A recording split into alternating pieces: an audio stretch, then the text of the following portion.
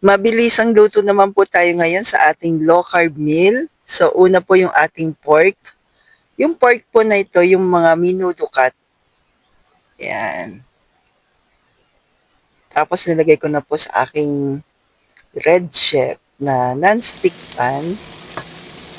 Then, di ba po yung pork, meron yung natural water, di ba po? Pinakuluan ko na po siya ng mga 20 minutes. Then, kapag ganyan na po, wala na po yung water. Then, meron na po yung oil niya. Ayan na po. Nilagyan ko na ng bawang at sibuyas. Then, after nyan, yung coco aminos, kayo na pong bahala kung gaano karami. Sa akin po, mga 1 to 2 tablespoon lang po. Tapos, celery. O, di ba po? Mabilisan lang. Pero masarap po ito. Kung ayaw nyo ng celery, pwede rin po yung kinchay. Yan. Tapos nalagyan ko lang konting tubig ba, then pinakuluan ko saglit at okay na po. Sarap nito ka low carbs. Try mo na po.